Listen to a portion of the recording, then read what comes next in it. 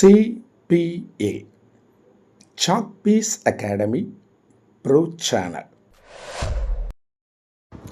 வருகின்ற PGTRB தேர்வெழுதி பொருளியல் ஆசிரியராகும் கனவுடன் உள்ள அனைத்து ஆசிரிய பெருமக்களுக்கும் மனமார்ந்த வாழ்த்துக்களை தெரிவித்துக் கொண்டு இந்த வீடியோவை ஆரம்பிக்கிறோம்.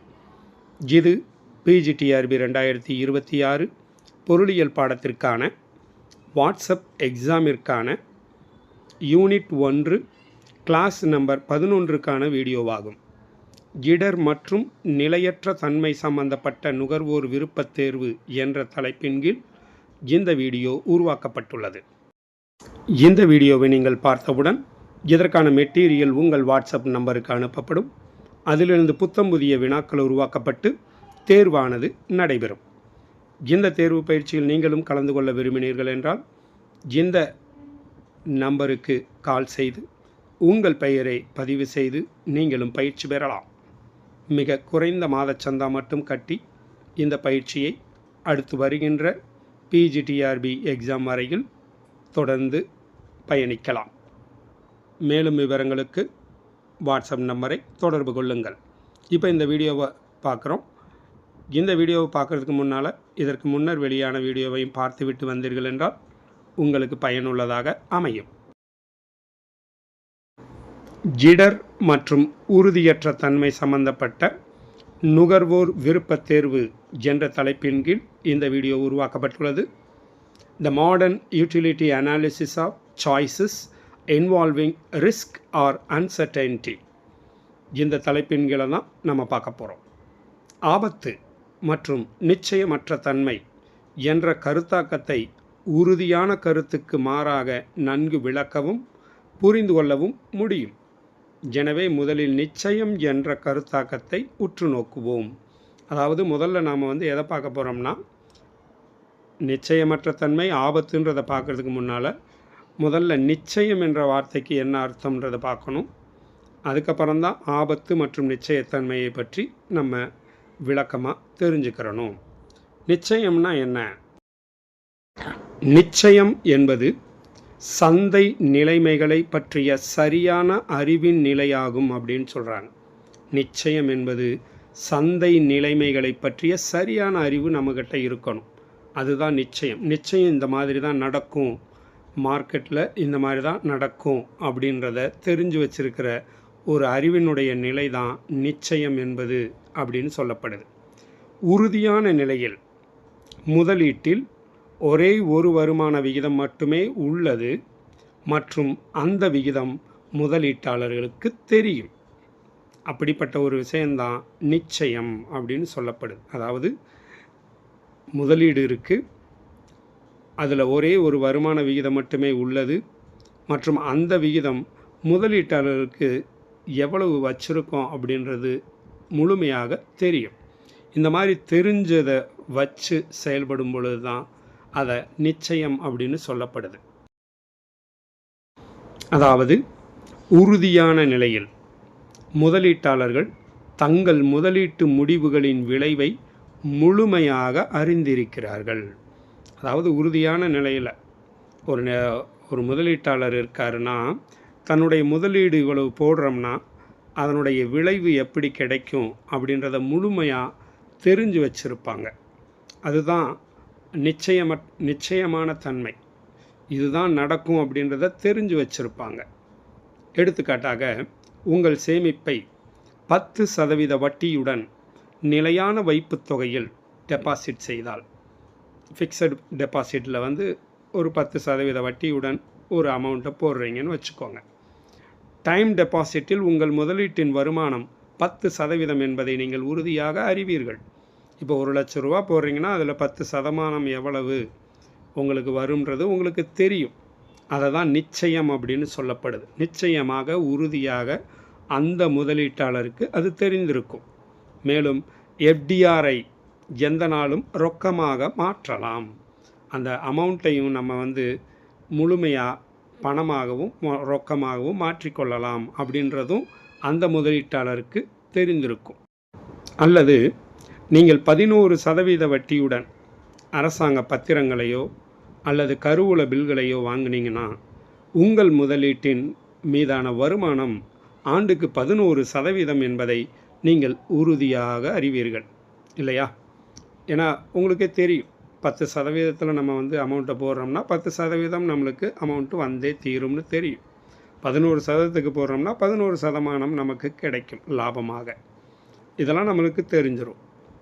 ஸோ உங்கள் அசல் பாதுகாப்பாக இருக்கும். உங்கள் அசலுக்கு எந்த விதமான இடையூறும் ஏற்படாது, அது அப்படியே இருக்கும். அதுபோக உங்களுக்கு 11% எக்ஸ்ட்ரா பணம் கிடைக்கும் அப்படின்றது உங்களுக்கே தெரியும். ஸோ எந்த ஒரு சந்தர்ப்பத்திலும் எந்த ஒரு வங்கியோ அல்லது உங்களுக்கு நீங்கள் முதலீடு செய்யப்பட்ட அந்த நிறுவனமோ, அதாவது எந்த ஒரு சந்தர்ப்பத்திலும் நீங்கள் பணம் கட்டிய அந்த வங்கியோ அல்லது அரசாங்கமோ வட்டி செலுத்துவதில் அல்லது பணத்தை திரும்பப் பெறுவதில் குறைவாகவோ அல்லது சாத்தியக்கூறுகளோ இல்லை என்பதை நீங்கள் உறுதியாக நம்புகிறீர்கள். அதாவது அந்த அரசாங்கம் பணத்தை தருமா தராதா அல்லது வங்கி தருமா தராதா அப்படின்ற கவலையே உங்களுக்கு இருக்காது. ஏன்னா அப்படி ஒரு நிகழ்வு நடப்பதற்கு சாத்தியமே இல்லை என்பதை நீங்கள் நம்புகிறீர்கள். இதைத்தான் உறுதியான நிலை என்று அழைக்கப்படுகிறது. இடையில ஒரு 2 வரி திரும்ப திரும்ப பிரிண்ட் ஆகிருக்கு, அதை விட்டுருங்க. ஒரு வரியை விட்டுட்டு வாட்சி பாருங்கள். ஸோ ஒரு வங்கிக்கிட்ட நீங்கள் பணம் போட்டிருந்தாலோ அல்லது அரசாங்கத்துக்கிட்ட பணம் போட்டிருந்தாலோ அது திரும்ப வராமல் போயிருமோன்ற அந்த நினைப்பே உங்களுக்கு வராது. ஏன்னா அது நடைபெறுவதற்கான சாத்தியக்கூறுகள் இல்லை என்று நீங்கள் நம்புகிறீர்கள். அதனால் இதை உறுதியான நிலை என்று அழைக்கப்படுகிறது. இருப்பினும் முதலீட்டு முடிவுகளின் விளைவு துல்லியமாக அறியப்படாத முதலீட்டு வழிகளின் பரந்த பகுதி உள்ளது. அதாவது இந்த முதலீட்டு முடிவுகள் இப்படித்தான் நடக்கும் அப்படின்றது சில நேரங்கள் அறியப்படாமலும் இருக்கலாம். ஸோ முதலீட்டாளர்கள் தங்கள் முதலீட்டில் சாத்தியமான வருமானத்தை துல்லியமாக அறிந்திருக்கவில்லை அல்லது துல்லியமாக கணிக்க முடியாது. இதுதான் நடக்கும் அப்படின்னு ரொம்ப மிக துல்லியமாக கணிப்பது கொஞ்சம் கஷ்டம். சில உதாரணங்கள் இந்த விஷயத்தை தெளிவுபடுத்தும். எடுத்துக்காட்டாக ஒரு நிறுவனத்தை நம்ம எடுத்துக்கிறோம். ஒரு நிறுவனம் ஒரு புதிய தயாரிப்பை கண்டுபிடிப்பதற்காக ஆராய்ச்சி மற்றும் மேம்பாட்டில் முதலீடு செய்கிறது. ஸோ ஒரு புதிய கண்டுபிடிக்கிறதுக்கு ஆராய்ச்சிக்காகவும் அதனுடைய மேம்பாட்டுக்காகவும் தன்னுடைய பங்கை முதலீடு செய்கிறது மற்றும் அதன் உற்பத்தி மற்றும் விற்பனைக்கு பணத்தை செலவிடுகிறது என்று வைத்துக்கொள்வோம். அதோட உற்பத்திக்கும் அதோட விற்பனைக்கும் சேர்த்து பணத்தை செலவிடுகிறது என்று வைத்துக்கொள்வோம். போட்டி சந்தையில் தயாரிப்பின் வெற்றி மற்றும் ஆராய்ச்சி மற்றும் மேம்பாடு மற்றும் உற்பத்தி மற்றும் விற்பனையில் முதலீடு மீதான வருமானம் ஆகியவற்றை துல்லியமாக கணிக்க முடியாது. ஏன்னா இந்த போட்டி சந்தையில் இந்த ஆராய்ச்சி வெற்றி பெற்றிருக்கா இல்லையா, மேம்பாடு அடைஞ்சிருக்கா இல்லையா, அடையுமா அடையாதா, உற்பத்தி நிறையா இருக்கா, விற்பனை நிறையா இருக்குமா, இதெல்லாம் துல்லியமாக கணிக்கவே முடியாது. எனவே நிச்சயமற்ற தன்மையின் ஒரு கூறு அதில் உள்ளது. ஸோ அதை தான் நிச்சயமற்ற தன்மைன்னு சொல்கிறாங்க.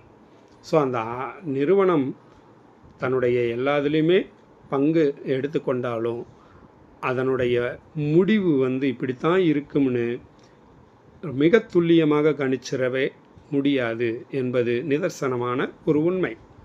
அது மட்டும் இல்லை, இந்த நிச்சயமற்ற தன்மையின் ஒரு கூறு அதுக்குள்ளே ஒளிஞ்சுக்கிட்டு தான் இருக்கும். மற்றொரு உதாரணத்தை பார்த்தீங்கன்னா, ஒரு கம்பெனி தனது விற்பனையை அதிகரிக்கும் நோக்கில் தனது உற்பத்தி பொருளை விளம்பரப்படுத்துவதற்கான செலவை இரட்டிப்பாக்குகிறது என்று வைத்துக்கொள்வோம். அதாவது விளம்பர செலவு அதிகமாக ஒரு மடங்கு செலவழித்ததுக்கு பதிலாக 2 மடங்காக விளம்பரத்தில் ஈடுபடுத்துகிறாங்கன்னு வச்சுக்கிடுவோம். அப்போ அங்கே என்ன நடக்கும்? அப்போ விற்பனை விகிதாச்சாரத்தில் நிச்சயம் அதிகரிக்குமா என்பதை அதிக அளவு உறுதியுடன் கணிக்க முடியாது. இப்போ விளம்பரம் எடுத்ததுனாலேயே விற்பனை அமோகமாக கூடிரும் அப்படின்னு சொல்லிவிட முடியுமா அல்லது கணித்து விட முடியுமா? அப்படிலாம் உறுதியோட கணிக்க முடியாது. ஏனெனில் அது பல கணிக்க முடியாத நிலைமைகளை பொறுத்தது. ஏன்னா அவ்வளோ ஈஸியாக எல்லாத்தையும் நம்ம கணிச்சிட முடியாது. ஸோ கணிக்க முடியாத நிலைமைகளை பொறுத்தது தான் அந்த முடிவானது இருக்கும். நேரடியாக இன்னொரு உதாரணத்தை காமிக்கிறாங்க. மாருதி உத்யோக் லிமிடெட் MUL அப்படின்னு சொல்லக்கூடிய அந்த நிறுவனம் இருக்குது. கடந்த 2 ஆண்டுகளில் அதன் விற்பனையில் ஏற்பட்ட சரிவை தடுக்கும் நோக்கில் ஜூலை 2014 இது நடந்தது. ஸோ ஜூலை 2014 தனது சொந்த கார்களின் விற்பனைக்கு நிதியளிக்க பணத்தை முதலீடு செய்ய முடிவு செய்தது. ஸோ அந்த நிறுவனத்தினுடைய சரிவை சரிபடுத்துவதற்காக அந்த தனது சொந்த கார்களின் விற்பனைக்கே நிதியளிப்பதற்கு அந்த நிறுவனமே முடிவு செய்தது. இருப்பினும் இந்த மாருதி உத்யோக் லிமிட்டெடுன்னு சொல்லக்கூடிய அந்த நிறுவனம், அதனுடைய மேலாளர்கள் இந்த முடிவை பற்றிய அறிவை கோரவோ அல்லது துல்லியமாக கணிக்கவோ முடியாது. அதில் இருக்கக்கூடிய மேலாளர்கள் இருப்பாங்க. அந்த மேலாளர்கள் எல்லாரும் இப்படி தான் இது நடந்துடும், இப்போ நம்மளே நிதியை போட்டு இது பண்ணும் பொழுது இந்த மாதிரி நடந்துரும்னு மிக துல்லியமாக கணிச்சிட முடியாது. எனவே இந்த முடிவு ஆபத்து மற்றும் நிச்சயமற்ற தன்மையை உள்ளடக்கியது அப்படின்னு தான் சொல்லப்படும். ஏன்னா இதில் ஆபத்து இருக்குது, நிச்சயமற்ற தன்மையும் இருக்குது. இந்த மாதிரி சூழலில் தான் இந்த ஆபத்துனா என்ன, நிச்சயமற்ற தன்மைனா என்னன்றதை நம்ம முழுமையாக விளங்கி இருக்க வேண்டிய ஒரு கட்டாயம் ஏற்படுகிறது. நினச்ச இஷ்டத்துக்கு நினச்ச தொழிலில் நினச்ச அமௌண்ட்டை நம்ம ஷேர் பண்ணிவிட முடியாது. ஏன்னா இதுதான் நடக்கும்னு நம்ம கணித்து எந்த ஒரு தொழிலையும் செய்துவிடவும் முடியாது. ஏன்னா நிஜ வாழ்க்கைன்றது அப்படி இல்லை. இந்த நிஜ வாழ்க்கை சூழ்நிலைகளில் உண்மையில் அதிக எண்ணிக்கையிலான வணிக முடிவுகள் ஆபத்து மற்றும் நிச்சயமற்ற நிலைமைகளின் கீழ் எடுக்கப்படுகின்றன. என்னன்னாலும் பார்த்துக்குருவோம் அப்படின்னு சொல்லி தான் பல நிறுவனங்கள் தங்களுடைய முதலீடு செய்கின்றன. ஸோ ஆபத்து மற்றும் நிச்சயமற்ற நிலைமையின் கீழ் தான் அந்த முடிவானது எடுக்கப்படுது. வரட்டும் பார்ப்போம் அப்படின்ற மாதிரி தான் இறங்குவாங்க. அதாவது வணிக முடிவுகளின் விளைவு பற்றிய துல்லியமான அறிவு இல்லாமை, வணிக முடிவுகளில் ஆபத்து மற்றும் நிச்சயமற்ற தன்மை என்ற சொற்களின் துல்லியமான பொருளை இப்போது பார்ப்போம் அப்படின்னு இப்போ தான் அந்த விளக்கத்துக்கே வந்திருக்கோம். ஸோ இது வரைக்கும் நம்ம ஆபத்து மற்றும் அந்த நிச்சயமற்ற நிலைமைனா என்ன அல்லது தன்மைனா என்னன்றதை பற்றி தான் இன்ன வரைக்கும் பார்த்தோம். முதல்ல ஆபத்து மற்றும் நிச்சயமற்ற தன்மைன்ற அந்த சொற்களின் மீனிங்களை நம்ம இப்போ பார்க்க போகிறோம், பொருள்களை பார்க்க போகிறோம். அதில் நம்ம ஃபஸ்ட்டு பார்க்க போகிறது ஆபத்தின் பொருள், மீனிங் ஆஃப் ரிஸ்க். நம்ம பல படங்களில் பார்த்துருப்போம் அல்லது நம்ம வாழ்க்கையில் பார்த்துருப்போம். ரிஸ்க் எடுத்தவங்க நிறைய பேர் ஜெயிச்சிருப்பாங்க, ரிஸ்க் எடுத்தவங்க நிறைய பேர் தோற்றும் இருப்பாங்க. ஸோ ரிஸ்க்கு எடுக்கணும், அவ்வளோதான். ரிஸ்க் எடுத்தால் தான் வெற்றியோ தோல்வியோ ஏதாவது ஒன்று நமக்கு கிடைச்சே தீரும். ஸோ ஆபத்தின் பொருள், மீனிங் ஆஃப் ரிஸ்க் அப்படின்றத முதல்ல பார்க்குறோம். பொதுவாக பேச்சு வழக்கில் ஆபத்து என்பது எதிர்பார்த்த முடிவின் குறைந்த நிகழ்தகவை குறிக்கிறதுன்றாங்க. அதாவது நம்ம ஒரு முடிவை எதிர்பார்த்து இருந்திருப்போம், ஆனால் அதில் குறைஞ்சபட்சம் நடந்திருக்கும். அதுதான் இந்த ஆபத்துன்னு சொல்லப்படுவது. வணிக முடிவெடுக்கும் பார்வையில் ஆபத்து என்பது ஒரு வணிக முடிவு ஒன்றுக்கு மேற்பட்ட விளைவுகளை தரும் என்று எதிர்பார்க்கப்படும் ஒரு சூழ்நிலையை குறிக்கிறது. இந்த வணிகத்தில் பார்த்திங்கன்னா இந்த ஆபத்துன்றது என்னென்னா ஒன்றுக்கு மேற்பட்ட விளைவுகளை ஏற்படுத்தும். அதை எதிர்பார்த்து தான் அந்த தொழிலில் இறங்குவாங்க. ஸோ அந்த மாதிரி ஒரு சூழ்நிலையை தான் குறிப்பது தான் ஆபத்துன்னு சொல்கிறாங்க. மற்றும் ஒவ்வொரு முடிவின் நிகழ்தகவு முடிவெடுப்பவர்களுக்கு தெரியும் அல்லது அதை நம்பத்தகுந்த முறையில் மதிப்பிடலாம். அது என்ன மாதிரியான முடிவை கொடுக்குன்னு அவங்களுக்கு தெரிஞ்சிருக்கும் அல்லது அதை அளந்து தெரிஞ்சுக்கிடுவாங்க. அதுதான் ரொம்ப முக்கியமானது ஆபத்துன்றது. எடுத்துக்காட்டாக ஒரு நிறுவனம் அதன் விளம்பர செலவினத்தை இரட்டிப்பாக்கினால் 4 சாத்தியமான விளைவுகள் உள்ளன அப்படின்றாங்க. அதில் 4 விதமான விளைவுகள் கட்டாயம் நடக்கும். அந்த 4 விதமான விளைவுகள் என்னென்னா, முதல் விளைவு அதன் விற்பனை 2 மடங்குக்கும் அதிகமாக இருக்கலாம். ஏன்னா 2 மடங்கு விளம்பரத்துக்காக செலவழிச்சிருக்காங்க. அப்போ 2 மடங்கு அதிகமாக அதனுடைய விற்பனை இருக்கலாம். இது முதல் விளைவு. 2வது விளைவு பார்த்திங்கன்னா, அவை இரட்டிப்பாகலாம். முதல்ல 1,00,000 பொருள் விற்றுருக்குன்னா இப்போ 2,00,000 பொருளாக அது விற்கப்படலாம். ஸோ ரெட்டிப்பாக மாறலாம். அல்லது 3வது விளைவு, விற்பனையில் அதிகரிப்பு 2 மடங்குக்கும் குறைவாக கூட இருக்கலாம். ஏன்னா அதுவும் நடக்கும். 2 மடங்குக்கும் குறைவாக கூட நடக்கும். இன்னொன்று கடைசி விளைவு, விற்பனை அதிகரிக்காமல் கூட போகலாம். இந்த மாதிரி விளைவுகள் ஏற்படும். அந்த நிறுவனம் இந்த நிகழ்தகவுகளை பற்றிய அறிவை கொண்டுள்ளது அல்லது அதன் கடந்த கால அனுபவத்தின் அடிப்படையில் 4 விளைவுகளின் நிகழ்தகவுகளை மதிப்பிட்டுள்ளது. இப்போ அந்த 4 விளைவுகள் ஏற்பட்டுச்சு இல்லையா, அதனுடைய மதிப்புகள் அந்த கீழ்காணுமாறு நம்பர்களில் அவங்க கண்டுபிடிச்சி வச்சுக்கிடுவாங்க. ஃபஸ்ட்டு ஒன்று பார்த்திங்கன்னா, 2 மடங்குக்கு அதிகம் அப்படின்னா என்ன, 20%. ஒரு 10% நம்மளுக்கு இருந்துச்சுன்னா இப்போ அது 20% மாறும், மாறி இருக்கும். அல்லது அதை 0.2ன்னு எடுத்துக்கிடுவாங்க. 2வது கிட்டத்தட்ட இரட்டிப்பு 40%. அந்த 40%ன்றது என்னென்னா, இப்போ 20% அவங்களுக்கு வந்திருக்குன்னா அதோட 2 மடங்கு 40%, 0.4ன்னு எடுத்துக்கிடுவாங்க. அடுத்து பார்த்திங்கன்னா, இரட்டிப்புக்கும் குறைவானது. அப்போ 100%ன்றதுல பாதி வந்துடும். அப்போ இரட்டிப்பாகலை, ஆனால் பாதியாக குறைஞ்சிருக்கு அப்படின்னு மாறுவது. அடுத்து பார்த்திங்கன்னா, அதிகரிப்பே இல்லை. 10%னா 10%ஓடே நின்றுக்கிறது. ஸோ 0.1ன்னே அதே நிலைமையிலேயே இருக்கும். இந்த மாதிரி எண்களாக அவர்கள் தெரிந்து வைத்து கொள்வார்கள்.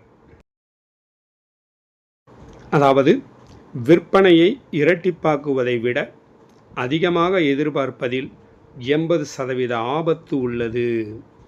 இரட்டிப்பாக்குவதை விட அந்த 2 மடங்குக்கு மேலேயோ இரட்டிப்பாகுவதுக்கு மேலேயோ எதிர்பார்த்தோம்னா அதில் 80% ஆபத்து உள்ளதுன்றாங்க. மேலும் விற்பனை இரட்டிப்பாகும் என்று எதிர்பார்ப்பது 60% ஆபத்து உள்ளது. அந்த விற்பனையை அந்த ரெட்டிப்புக்கு மேலே எதிர்பார்த்தோம்னா 80% ஆபத்து, இரட்டிப்பானா போதும் அப்படின்னு நினச்சா 60% ஆபத்து உள்ளது அப்படின்னு இந்த இதிலிருந்து நம்ம தெரிஞ்சுக்கிறணும். ஸோ ஒரு வணிக முடிவின் விளைவுகளின் நிகழ்தகவுகளை மதிப்பிடுவதற்கு 2 அணுகுமுறைகள் உள்ளனன்னு சொல்கிறாங்க. ஸோ அந்த முடிவினுடைய விளைவுகள் இப்படி தான் இருக்குன்றதை அளந்து பார்க்குறதுக்கு 2 விதமான அணுகுமுறைகள். ஒன்று, ஒரு முன்னுரிமை அணுகுமுறை, அதாவது விலக்கு தர்க்கம் அல்லது உள்ளுணர்வை அடிப்படையாக கொண்ட அணுகுமுறை அப்படின்னு ஒரு முறை இருக்குது. முன்னுரிமை அணுகுமுறை அப்படின்னு சொல்லுவாங்க. விளக்க வர்க்கம் அப்படின்னு சொல்லுவாங்க இல்லைங்களா, அந்த இதை வச்சு கண்டுபிடிப்பாங்க. 2வது பின்புற அணுகுமுறை, அதாவது கடந்த தரவுகளின் அடிப்படையில், ஏற்கனவே எடுத்த டேட்டாஸினுடைய அடிப்படையில் இதை அளந்து பார்த்து அதுக்கேற்றது போல் ரிஸ்க் எடுப்பாங்க. புள்ளி விவர அடிப்படையில் நிகழ்தகவை மதிப்பிடுதல். ஸோ அந்த நிகழ்கின்ற தகவு இருக்கு இல்லையா, நிகழ்தகவு இப்படி தான் நடக்கும்ன்ற அந்த வாய்ப்புகள், அந்த வாய்ப்புகளை இந்த மாதிரி 2 அணுகுமுறைகளை கண்டுபிடிக்க முடியும். ஒன்று முன்னுரிமை அணுகுமுறை, 2வது பின்புற அணுகுமுறை அப்படின்னு சொல்லப்படுது. ஒரு பிரியோரி நிகழ்தகவு விஷயத்தில் அப்படின்னு கொடுத்துருக்காங்க. இது ஆங்கிலத்திலிருந்து மொழிபெயர்க்கிற பொழுது இந்த மாதிரி வந்திருக்கு. நிகழ்தகவுன்னு எடுத்துக்கோங்க. ஒரு நிகழ்தகவு விஷயத்தில் ஒரு நாணயம் தூக்கி எறியப்படும் போது, இப்போ ஒரே ஒரு ரூபா நாணயத்தை நம்ம தூக்கி போடுறோம்னு வச்சுக்கோங்க. அப்போ என்னென்ன விழ வாய்ப்பு இருக்குது அப்படின்னு பார்த்தீங்கன்னா, தலை விழுகும் அல்லது வால் விழுகும். இதுதான் நிகழ்தகவுலாக இருக்கும். 50-50 தான் என்பதை நாம் அறிவோம். ஒன்று தலை விழுகும் அல்லது வால் விழுகும். ஸோ அது 50%, இது 50%ன்னு எடுத்துக்கிறோம். மேலும் ஒரு பகடை வீசும்போது நம்ம பகடை விளையாடி இருப்போம். அதில் அந்த 6 புள்ளிகள் வச்சு வரும். அந்த பகடையின் ஒவ்வொரு பக்கமும் மேலே இருக்க 1/6 வாய்ப்பு உள்ளது. அதாவது 6 புள்ளிகளில் ஏதாவது ஒரு புள்ளி கட்டாயம் விழுகும். 1 விழுகலாம், 2 விழுகலாம், 3 விழுகலாம், 4, 5, 6ன்னு 6 வரைக்கும் விழுகலாம். ஸோ 6ல் ஏதாவது ஒரு வாய்ப்பு கட்டாயம் விழுந்தே தீரும். ஸோ அதை தான் 1/6ன்னு சொல்லப்படுது. ஸோ கடந்த காலத்தில் நடந்த ஒரு நிகழ்வின் நிகழ்தகவு எதிர்காலத்திலும் இருக்கும் என்று பின்புறம் கருதுகிறது அப்படின்னு சொல்கிறாங்க. அதாவது இது என்ன கருத்து அப்படின்னா, ஏற்கனவே கடந்த காலத்தில் ஒரு நிகழ்வு நடந்து முடிஞ்சிருக்கு, அதே மாதிரி தான் எதிர்காலத்திலும் நடக்கும் அப்படின்ற ஒரு கருத்து இருந்து கொண்டே தான் இருக்கும் இந்த வணிக விஷயத்தில். ஸோ ஒரு முடிவின் விளைவுகளின் நிகழ்தகவை புள்ளி விவர ரீதியாக நம்ம ஒரு ரிசல்ட் கிடைக்குது, ஒரு ஒரு உற்பத்தியிலேயோ இல்லை ஒரு வணிகத்திலேயோ முடிவு கிடைக்குதுன்னா அதை எப்படி கண்டுபிடிக்கிறது அளந்து பார்த்து அப்படின்னு பார்க்குறதுக்கு நிலையான விலகல் அப்படின்னு அதில் சொல்கிறாங்க. நிலையான விலகல்னால் நம்மளுக்கு நிகழ்தகவில் பார்த்திங்கன்னா விளக்க வர்க்க எண் கண்டுபிடிக்கிறது அப்படின்னு ஒரு விஷயம் இருக்குது. மற்றும் மாறுபாட்டு குணகம் அப்படின்னு சொல்கிறது, மாறுபாட்டு கெழுன்னு சொல்லுவாங்க. ஸோ அந்த மாறுபாட்டின் குணகம் அதன் மூலமும் மதிப்பிடலாம் அப்படின்னு சொல்லப்படுது. ஸோ இந்த இடத்துல நிலையான விலகல் அப்படின்றது என்னென்னா, இந்த விளக்க வர்க்க சராசரின்னு சொல்லுவாங்க, அதன் மூலமாகவோ அல்லது மாறுபாட்டு கெழு அப்படின்ற அந்த ஃபார்முலாவை பயன்படுத்தியோ நம்ம இந்த நிகழ்தகவுகளை கண்டுபிடிக்கலாம் அப்படின்னு சொல்லப்படுது. இந்த நிச்சயமற்ற தன்மையின் பொருள் என்னன்றதை இப்போ நம்ம பார்க்குறோம். ஆபத்துன்றதை பார்த்துட்டோம். இப்போ நிச்சயமற்ற தன்மையின் பொருள், ஒவ்வொரு வார்த்தையினுடைய அர்த்தத்தை தான் பார்த்துக்கிருக்கோம். இப்போ நிச்சயமற்ற தன்மை என்பது என்ன அப்படின்னு பார்த்தீங்கன்னா, என்பது ஒரு வணிக முடிவின் ஒன்றுக்கு மேற்பட்ட விளைவுகள் இருக்கும் ஒரு சூழ்நிலையை குறிக்கிறதுன்றாங்க. மற்றும் எந்த முடிவும் ஏற்படுவதற்கான நிகழ்தகவு அறியப்படவில்லை அல்லது அதை அர்த்தமுள்ள மதிப்பிட முடியாது. அதாவது கண்டுபிடிச்சு அறிந்து கொள்ள முடியாத ஒரு விஷயமாக அது இருக்கும். அதுதான் நிச்சயமற்ற தன்மை. நம்மளால் எந்த ஒரு முடிவையும் சொல்லிட முடியாது அட்வான்ஸாக. அதை தான் நிச்சயமற்ற தன்மைன்னு எடுத்துக்கிற முடியும். நம்பகமான சந்தை தகவல் இல்லாதது அதுக்கு ஒரு காரணமாக அமையலாம். ஸோ அந்த சந்தை தகவல் சரியாக நமக்கு கிடைக்கலனா அதனுடைய முடிவு எப்படி இருக்கும்னு நமக்கே தெரியாது. ஸோ நமக்கு நம்பகமான சந்தை தகவல் இல்லாதது ஒரு காரணம்தான். போதிய கடந்த கால அனுபவம் இல்லாததும் ஒரு காரணம். மற்றும் சந்தை நிலைமைகளின் அதிக ஏற்ற இறக்கம் காரணமாக விளைவின் கணிக்க முடியாத தன்மை காரணமாக இருக்கலாம். ஸோ இந்த நிச்சயமற்ற தன்மைன்றது எதன் காரணமாகலாம் நடைபெறும் அப்படின்னா, நம்பகமான சந்தை தகவல் இல்லாதது, போதிய கடந்த கால அனுபவம் இல்லாதது, அப்புறம் சந்தை நிலைமைகளின் அதிக ஏற்ற இறக்கங்கள் காரணமாகவும் நம்ம கணிக்க முடியாத தன்மை காரணமாகவும் இருக்கலாம் அப்படின்னு சொல்லப்படுது. அதை தான் நிச்சயமற்ற தன்மை அப்படின்னு எடுத்துக்கிறணும். எடுத்துக்காட்டாக, நாட்டின் மக்கள் தொகை சுமை குறித்து அதிக அக்கறை கொண்ட ஒரு இந்திய நிறுவனம் மீள முடியாத கருத்தடை மருந்தை கண்டுபிடித்தால் அதன் வெற்றி குறித்த விளைவு முற்றிலும் கணிக்க முடியாதது. அதாவது கருத்தடை சாதனத்தை கண்டுபிடிக்கிறாங்கன்னு வச்சுக்கோங்க.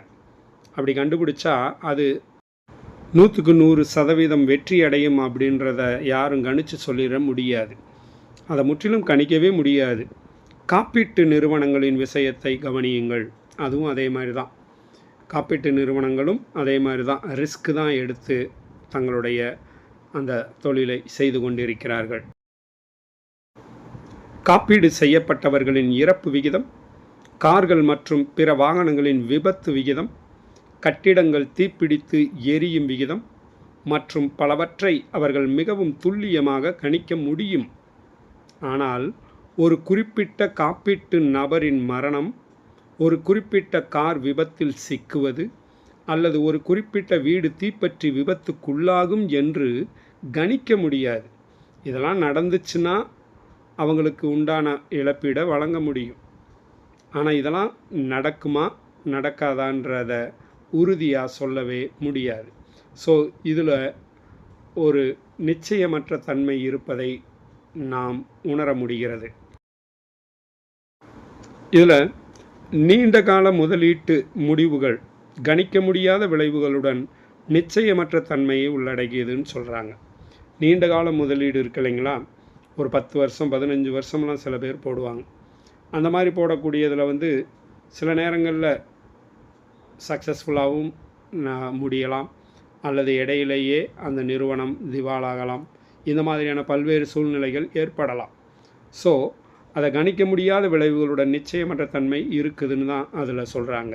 ஆனால் உண்மையில் நிச்சயமற்ற தன்மை சம்பந்தப்பட்ட முதலீட்டு முடிவுகள் சேகரிக்கக்கூடிய, உருவாக்கப்பட்ட மற்றும் யூகிக்கப்படக்கூடிய எந்த தகவலின் அடிப்படையில் எடுக்கப்பட வேண்டும் அப்படின்றது தான் ரொம்ப முக்கியமானது. நிச்சயமற்ற தன்மைன்றது என்னென்னா, சம்பந்தப்பட்ட முதலீட்டு முடிவுகள் சேகரிக்கக்கூடிய, அது உருவாக்கப்பட்ட மற்றும் யூகிக்கப்படக்கூடிய எந்த தகவலின் அடிப்படையில் எடுக்கப்பட வேண்டும் அப்படின்றது ரொம்ப ரொம்ப முக்கியமான ஒரு விஷயமாக உள்ளது. இந்த முடிவெடுக்கும் நோக்கத்திற்காக நிச்சயமற்ற தன்மை பின்வருமாறு வகைப்படுத்தப்படுகிறது. இந்த நிச்சயமற்ற தன்மைன்றதை முடிவெடுக்கிறத வச்சு வகைப்படுத்துகிறாங்க. எப்படி? முழுமையான அறியாமை பகுதி அப்படின்னு ஒரு வகையை, அப்புறம் அறியாமைன்ற ஒரு வகை. முழுமையான அறியாமை அப்படின்னு ஒன்று, வெறும் சாதாரணமாக அறியாமை அப்படின்னு ஒன்று. இப்படி 2 வகையாக அதை பிரிக்கப்படுகிறது. இந்த முழுமையான அறியாமை ஏற்பட்டால் முதலீட்டாளர் தனது சொந்த தீர்ப்பை பயன்படுத்தி அல்லது தன்னுடைய சொந்த பகுத்தறிவை பயன்படுத்தி அளவுகோல்களை பயன்படுத்திவிட்டு அந்த முதலீட்டு முடிவுகளை எடுப்பார். அதுதான் இதில் ரொம்ப முக்கியமானது. அதாவது எந்த முதலீட்டாளர் தனக்கு என்ன செய்யணும்னு தோணுதோ அந்த சொந்த தீர்ப்பு அதை பயன்படுத்தி அல்லது தன்னுடைய பகுத்தறிவை பயன்படுத்தி தனக்கு எதெல்லாம் அளவுகளாக பயன்படுத்த முடியுமோ அதை பயன்படுத்தி முதலீட்டு முடிவுகளை எடுக்கிறார். அவர் எந்த அளவுகோலை தேர்வு செய்கிறார் என்பது ஆபத்து குறித்த அவரது அணுகுமுறையை பொறுத்தது. ஸோ ஆபத்தை பற்றி அவர் தெரிஞ்சுக்கிட்டு ரிஸ்க் எடுக்கிறார். ஸோ அந்த ஆபத்து குறித்து அவர் தெரிஞ்சு வச்சுக்கிட்டு தான் இந்த முடிவுகளை அவர் எடுப்பார். ஸோ இது முழுமையான அறியாமை அப்படின்ற விஷயமாக எடுத்துக்கொள்ளப்படுகிறது. முழுமையாக அறிஞ்சிக்கிட்டு செயல்படாமல் அவருக்கு என்ன தோணுதோ அதை வச்சு இந்த ஆபத்தில் இறங்குறது, இந்த ரிஸ்கில் எடுக்கிறது. அந்த மாதிரியான முதலீட்டாளரின் அணுகுமுறை பின்வருமாறு இருக்கலாம். அப்படிப்பட்ட தனக்கு தெரிஞ்ச விஷயத்தை வச்சு ஒரு இதில் முதலீடு செய்கிறார் அப்படின்னா அதில் அவர் எந்த முறையில் இதை செய்வார் அப்படின்றத தான் பார்க்குறோம். ஒரு ஆபத்து தவிர்ப்பான் அப்படின்ற அணுகுமுறை வச்சுருப்பார். ஒரு ஆபத்து நடுநிலைன்றதை எடுத்துக்கிடுவார். அப்புறம் ஒரு ஆபத்து தேடுபவர் அல்லது ஆபத்து காதலர் அப்படின்னு அவரை சொல்லலாம். ரிஸ்க் லவ்வர், எதுலையும் துணிஞ்சு இறங்குறவர் அப்படின்ற நிலைமையில் கூட அவர் அதில் இறங்கலாம். ஸோ இந்த மாதிரியான அணுகுமுறையில் தான் அவர் அந்த தொழிலில் முதலீடு செய்வார்.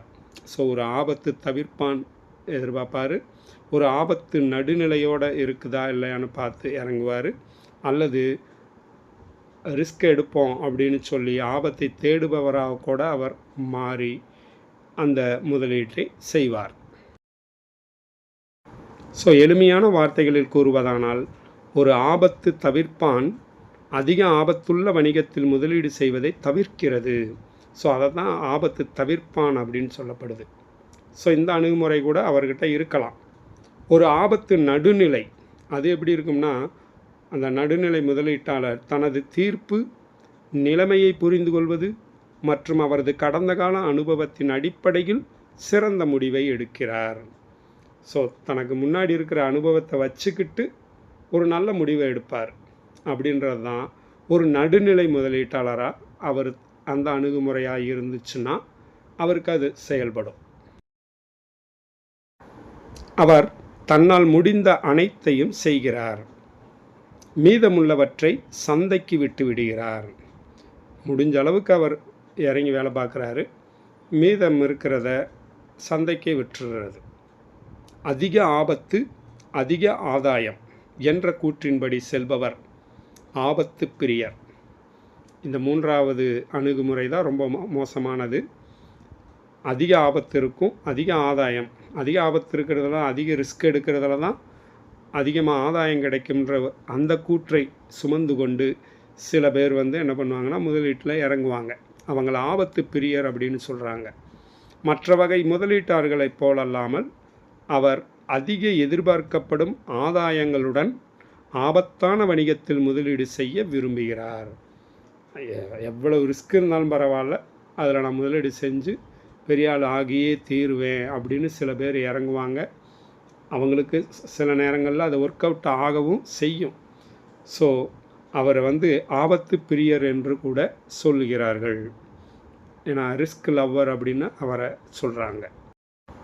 இது வரைக்கும் நம்ம பார்த்தது முழுமையான அறியாமைன்ற விஷயத்தை பற்றி தான் இது வரைக்கும் பார்த்தோம். இப்போ நம்ம அடுத்து பார்க்க போகிறது பகுதி அறியாமை விஷயத்தில் மறுபுறம் எதிர்கால சந்தை நிலைமைகள் பற்றி சில அறிவு உள்ளது. துறையில் உள்ள நிபுணர்களிடமிருந்து சில தகவல்களை பெறலாம். அந்த துறையில் யார் சிறந்தவங்களோ அவங்ககிட்ட சில தகவல்களை பெறலாம். மேலும் சில நிகழ்தகவு மதிப்பீடுகள் செய்யப்படலாம். அதில் என்னென்னலாம் நடக்க வாய்ப்பு இருக்குது, இந்த மாதிரியான விஷயங்களை மதிப்பீடுகள் செய்யலாம். கிடைக்கக்கூடிய தகவல்கள் முழுமையற்றதாகவும் நம்பகத்தன்மையற்றதாகவும் இருக்கலாம். அப்படி இருந்துச்சுன்னா அதை முழுமையாக அறிந்து இறங்க முடியாது. ஏன்னா முழுமையாக கிடைக்காது. டேட்டா கரெக்டாக கிடைக்கலன்னா அதில் இறங்குறது ரொம்ப ரிஸ்கானதாக மாறிவிடும். இந்த நிபந்தனையின் கீழ் முடிவெடுப்பவர்கள் தங்கள் அகநிலை தீர்ப்பை பயன்படுத்தி ஒவ்வொரு சாத்தியமான செயலின் முடிவுக்கு ஒரு முன்னுரிமை நிகழ்தகவை ஒதுக்குகிறார்கள். அல்லது அத்தகைய நிகழ்தகவு விநியோகத்தின் கூட்டுத்தொகை எப்போதும் 1க்கு சமமாக இருக்கும் அப்படின்னு சொல்லப்படுது. ஸோ அதனுடைய நிகழ்தகவு எப்பொழுதுமே 1ஆம் நம்பருக்கு வரைக்கும் சமமாக இருப்பதாக அவர்கள் கூறுகிறார்கள். ஏன்னா நிகழ்தகவு என்பது 1க்கு மேலே போகாது. ஸோ 1க்கு சமமானதாக தான் எப்பொழுதுமே இருக்கும் அப்படின்னு இதில் கண்டுபிடிக்கப்பட்டுள்ளது. இது அகநிலை நிகழ்தகவு பரவல் என்றும் அழைக்கப்படுகிறது. இதைத்தான் அகநிலை நிகழ்தகவு பரவல் என்று சொல்கிறாங்க. இந்த விஷயத்தில் முதலீட்டு முடிவுகள் அகநிலை நிகழ்தகவு விநியோகத்தின் அடிப்படையில் எடுக்கப்படுகின்றன சொல்லப்படுது. அதாவது உள்மனசுக்குள்ளே அவங்களுக்கு தோன்றதை வச்சு செய்கிற ஒரு விஷயன்றதுனால இது அகநிலை நிகழ்தகவு பரவல் அப்படின்ற விஷயமாக எடுத்துக்கொள்ளப்படுகிறது. ஸோ இந்த மாதிரியான மிகவும் முக்கியமான தலைப்புகளுடன் கூடிய வீடியோக்கள் ஒவ்வொன்றாக வெளிவர உள்ளன. அத்தனை வீடியோக்களுக்கும் மெட்டீரியல் அனுப்பப்படும். அதிலிருந்து புத்தம் புதிய வினாக்கள் உருவாக்கப்பட்டு உங்களுக்கு தேர்வும் நடத்தப்படும். இந்த பயிற்சியில் நீங்களும் பங்கெடுத்து கொள்ள விரும்பினீர்கள் என்றால் இந்த வீடியோவில் காண்பிக்கக்கூடிய நம்பரில் தொடர்பு கொள்ளுங்கள். உங்கள் பயிற்சியை உடனே ஆரம்பியுங்கள். கடைசி 3 மாதங்களில் படித்து கொள்ளலாம் என்ற நினைப்பில் இருக்காதீர்கள். கிடைக்கும் பொழுதெல்லாம் படித்து கொண்டிருந்தால்தான் வெற்றி நிச்சயம் கிட்டும் என்று மனமார்ந்த வாழ்த்துக்களை தெரிவித்துக்கொண்டு மீண்டும் அடுத்த வீடியோவில் சந்திப்போம். அன்புடன் உங்கள் சாக்பீஸ் அகாடமி.